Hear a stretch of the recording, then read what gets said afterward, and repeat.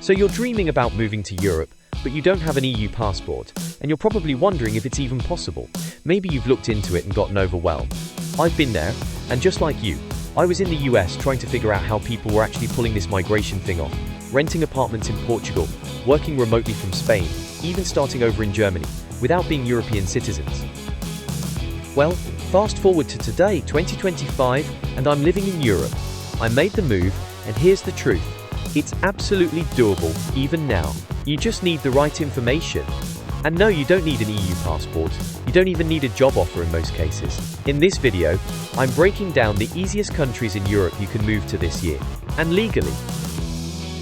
We're going to cover the visa pathways that actually work in 2025, how much it costs to live there, how welcoming they are to foreigners like you and me, and what the bureaucracy really feels like, not the Pinterest version. This isn't one of those copy-paste videos from 5 years ago. I've lived this. I've spent hours at immigration offices, dug through forums, and spoken with real people from the US, Nigeria, Brazil, India, South Africa, you name it, who've made the move recently. So yeah, this is real talk, and these are the rules and realities as they are right now in 2025. Let's clear something up first. The biggest myth out there. You have to have a job offer or an EU passport to move to Europe. That might have been true years ago, but in 2025, it's outdated. There are now multiple legal pathways to move, live, and even eventually get permanent residency or citizenship in many European countries, without needing to be born into an EU passport. Let's break down some of the most realistic options. The D7 visa in Portugal. This one's for people with passive income or remote work. It's perfect for retirees or freelancers. Yes, Portugal tightened the rules in 2024, but it's still active. Digital nomad visas are available in a bunch of countries now. Spain, Estonia, Croatia, and even Greece. But heads up, not all of them are created equal. Spain actually expanded its nomad visa eligibility in 2025 to include more professions and income brackets. Job seeker visas are also an option. Germany and Austria have been doing this for years. But here's what's new. Czechia quietly joined the list in late 2024. These visas let you move first and job hunt legally on the ground. Student visas are still one of the easiest ways in. Study programs, language courses, even short-term certifications can get you in. And yes, you can often stay after graduation. Startup visas are another route. If you've got a business idea, France and Estonia are making it easier than ever, with some of the lowest entry costs in the EU. Family reunification is also overlooked, but if you have legal family in the EU, even distant relatives in some countries, you may have a path in. In short, there are more options than ever before, but you've got to match the right visa to your lifestyle and income situation. Don't worry, I'll walk you through exactly how to do that country by country next. Let's start with the country I personally moved to, Portugal. If you're looking for the easiest entry point into Europe in 2025, it still ranks at the top of the list. The D7 visa is for people with passive income, retirement, rental income, dividends, or remote work. In 2024, Portugal tightened the income rules slightly, but it's still accessible. You'll need proof of regular income or savings, about €820 per month for individuals, around €1,230 per month for couples. You'll need a Portuguese NIF, which is a tax number. You can get this remotely using a lawyer or representative. You also need a long-term rental contract or accommodation proof, international health insurance, a clean criminal record, and, of course, the D7 application form, passport, and a cover letter explaining your intent. The process looks like this. You apply from your home country at the Portuguese consulate with your documents. If approved, you'll get a 4-month entry visa. Once you land in Portugal, you schedule a residence permit appointment with AIEMA, the agency that replaced SEF. You'll attend the appointment, give biometrics, and get your 2-year residency. Portugal also has a digital nomad visa, launched in late 2022 and is still active. You'll need proof of remote employment or freelance work, and a minimum income of around €3,280 per month. You can apply either from your home country or while legally in Portugal. The student visa is another option for language schools, degree programs, or even short-term training. It allows you to stay long-term and work part-time legally. As for the cost of living, it's still affordable outside Lisbon and Porto. I live in Entroncamento, a tiny town with great train connections, and my rent is under €500 per month. Braga and Setúbal are also great choices, expanding expat scenes and having fewer tourists. Portugal is one of the most immigrant-friendly countries I've seen. English is widely spoken, especially in service areas. Locals are warm, laid back. It's easy to build a community here, especially if you learn a few words of Portuguese. AIMA is still, well, slow. It's better than SEF, but expect wait times for appointments. A tip from experience: print extra copies of every document, and keep things both digitally and physically organized. That alone saved me weeks of back and forth. When I moved here in 2022, I had no idea what I was doing. The D7 process looked scary, but now, even with the 2025 updates, it's still totally doable. It's just more paperwork. Be patient, don't skip steps, and you'll get in. Next up, Spain. And let me tell you, this country has leveled up its immigration game. The digital nomad visa was originally launched in 2023, but Spain made major updates in 2024 that made it far easier to qualify. You'll need proof of remote work or freelancing with clients outside Spain, a minimum income of around €2,600 per month, a valid passport and clean criminal record, proof of accommodation in Spain, Spanish private health insurance, and an application form plus an NIE number, which you can get once you're in Spain. You can apply outside Spain through the Spanish consulate in your home country, or inside Spain if you're legally there. This is new since 2024. The average processing time is now 30 to 60 days. In 2022, people were waiting over 3 months, so this is huge progress. The non-lucrative visa is another option, great for retirees or people with passive income, but it doesn't allow you to work. You'll need €2,400 or more per month in passive income, private health insurance, and proof of a long-term lease. It's more paperwork, but still one of the most accessible residency without working visas. Cost of living: Madrid and Barcelona are pricey, but cities like Valencia, Seville, and even parts of the Canary Islands are super affordable. Rent in Valencia can still be found for €600, €800 per month. Food and public transport are very budget-friendly compared to US cities. Spain is incredibly diverse and vibrant. There's a massive digital nomad and expat community in Barcelona, Valencia, and Malaga. Locals are more open than you might expect, especially in southern and eastern regions.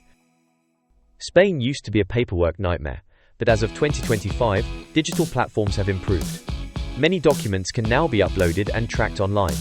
My tip: get a gestor. They're local paperwork experts, affordable, and they save you major headaches. A friend of mine from California just got her digital nomad visa approved in Valencia this year. And get this, she applied from within Spain. 2 years ago, that was impossible. Now it's standard. It took her about 8 weeks total, and she didn't even need to fly back to the US. Germany offers a special visa that lets non-EU citizens live in the country without a job offer, for up to 6 months to job hunt legally. You need a recognized university degree, or proof of equivalent qualification, about €947 per month in funds, which means around €5,700 in a blocked account, health insurance, a resume, a cover letter, proof of qualifications, and a clean criminal record. You apply through the German embassy or consulate in your home country. If approved, you can fly in and start your job search. If you find a job in time, you can switch to a residence permit without leaving the country. If not, you return and can reapply after a waiting period. Student visas in Germany are also very popular. Public universities are practically tuition-free, even for foreigners. You'll need an admission letter, proof of financial resources, about €11,000 per year in a blocked account, health insurance, and a residence permit appointment once you land. Students can work 120 full or 240 half days per year, which helps support living costs. Germany isn't cheap, especially Berlin, Munich, or Hamburg. Rent can be €800 to €1,200 in big cities, but less in places like Leipzig or Dresden. That said, you get strong worker protections, healthcare, and low-cost transport. Germans are more reserved than in Southern Europe, but don't mistake that for hostility. Big cities are very multicultural. Berlin, especially, is home to massive American, Turkish, and African communities. Knowing basic German helps. Even if most Germans speak English, government offices often don't. German bureaucracy is as legendary as their beer. but not always in a good way. You'll need to book appointments weeks or even months in advance. My tip: translate every document before you arrive. I did this before applying for a rental contract, and it saved me a week of delays. Germany is amazing if you like structure and planning ahead. I stayed in Cologne for a while, and just having my documents translated up front made the process so much smoother. But yeah, don't expect flexibility. Bring patience and a folder of paperwork. Or 3. Now Estonia.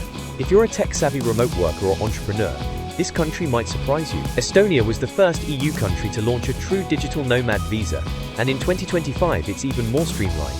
You need proof of remote work or freelancing, a minimum monthly income of €4,500 gross over the last 6 months, valid travel documents, health insurance, and a clean background. You apply online or at the Estonian embassy. Processing usually takes 15 to 30 business days. The visa allows up to 1 year of residency, with potential extension. There's also a startup visa. Estonia is known for being extremely startup friendly. You register a business idea and get approved by Estonia's startup committee. If accepted, you'll get a residence permit to build your startup for up to 18 months.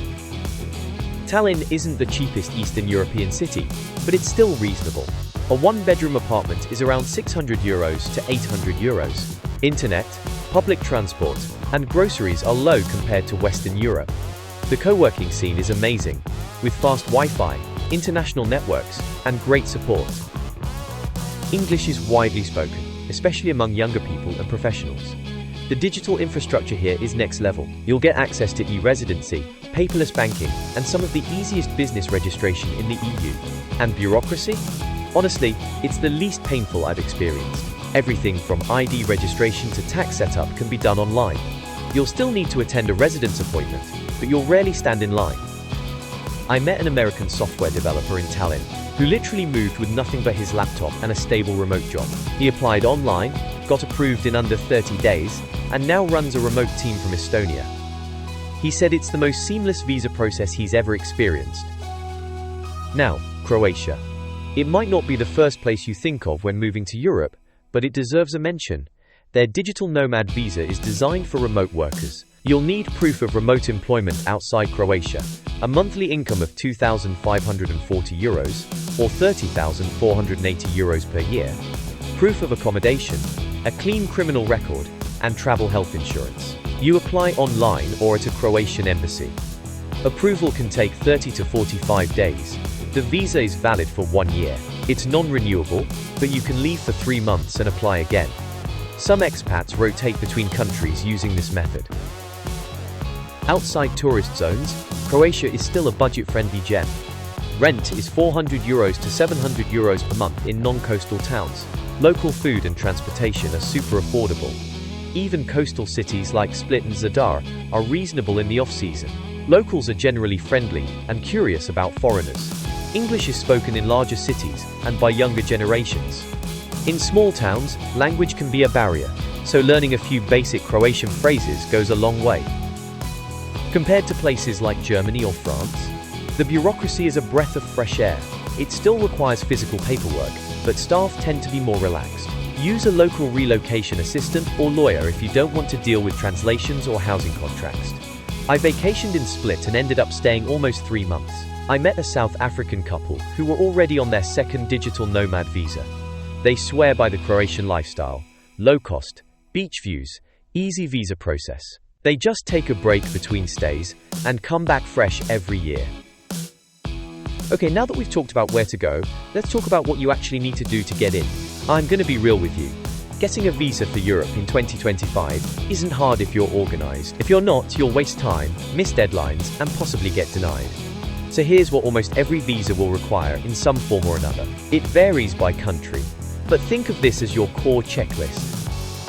You'll need proof of income. This could be a work contract, freelance invoices, retirement statements, or dividend reports. Print 6 months' worth, even if they only ask for 3.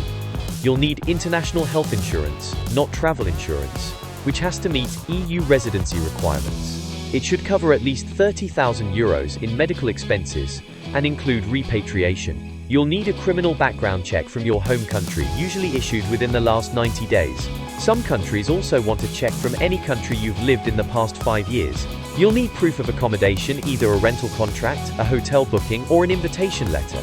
And yes, sometimes you may need to prepay for a rental to even apply. Bank statements are another essential. You'll need to show enough funds to support yourself for several months. Always add more than they ask. Showing extra savings makes you look less risky. One more thing, build your visa folder early. Seriously, start at least 3 months before you apply. Create both a physical folder and a digital backup, Google Drive or Dropbox. Organize it with tabs: income, ID, insurance, housing, etc. They'll make your life way easier. Expect delays. European bureaucracy takes time. Sometimes you'll wait weeks just for an appointment. Some countries use online queues, some don't respond at all, unless you follow up.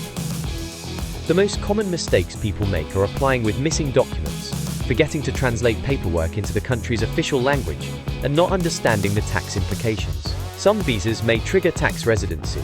You don't want to get a surprise tax bill from 2 countries, trust me.